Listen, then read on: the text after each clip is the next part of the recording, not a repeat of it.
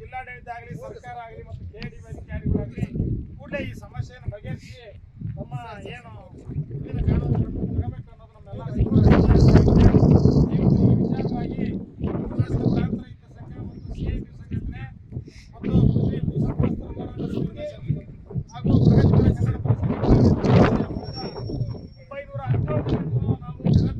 ಹಾಗೂ ಹೋರಾಟ ಮಾಡ್ತಾ ಇದ್ದೀವಿ.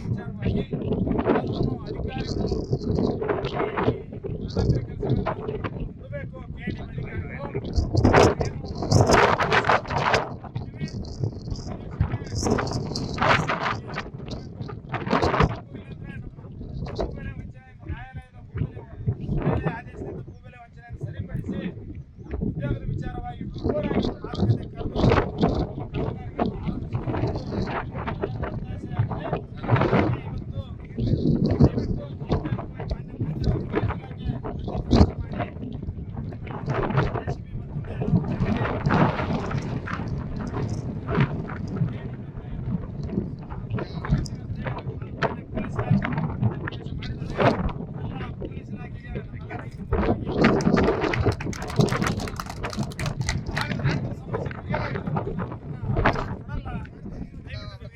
ಸಮಸ್ಯೆಗಳನ್ನು ಬಗೆಹರಿಸಕ್ಕೆ ಮಾನ್ಯ ಜಿಲ್ಲಾಡಳಿತ ಸರ್ಕಾರಗಳು ಗಮನ ಸೆಳೆದು ನಮ್ಮ ಸಮಸ್ಯೆಗಳನ್ನು ಬಗೆಹರಿಸಕ್ಕೆ ಪ್ರಯತ್ನಿಸಬೇಕಂತೇಳಿ ಅವರಲ್ಲಿ ಮನವಿ ಮಾಡ್ತಿರ್ತೀವಿ. ಮತ್ತು ಇಲ್ಲಿ ಬಂದಿರತಕ್ಕಂಥ ಏನು ಗುತ್ತಿಗೆದಾರರಿಗಾಗಲಿ ಮತ್ತು ಡ್ರೈವರ್ಗಳಿಗಾಗಲಿ ನಮ್ಮ ರೈತರಿಂದ ಏನು ಅಡೆತಡೆ ಏನೂ ಆಗಿಲ್ಲ. ದಯವಿಟ್ಟು ನಮ್ಮ ಅಳಲನ್ನು ಅವ್ರ ಹತ್ರ ತೋಡ್ಕೊಂಡಿದ್ವಿ.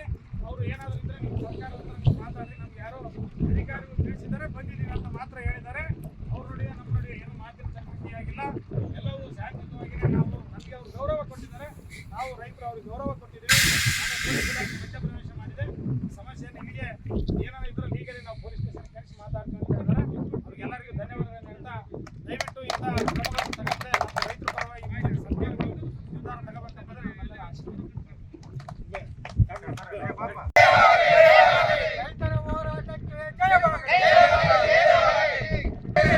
ಉಡುಪಿ ಭಾಗದ ರೈತರ ಹೋರಾಟ ಯಶಸ್ವಿ ಆಗಲಿ.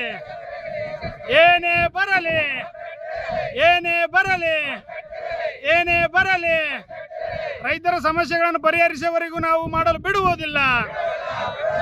ಏನೇ ಬರಲಿ ಏನೇ ಬರಲಿ ಮಾನ್ಯ ಜಿಲ್ಲಾಡಳಿತ ಮಧ್ಯಪ್ರವೇಶ ಮಾಡಲೇಬೇಕು.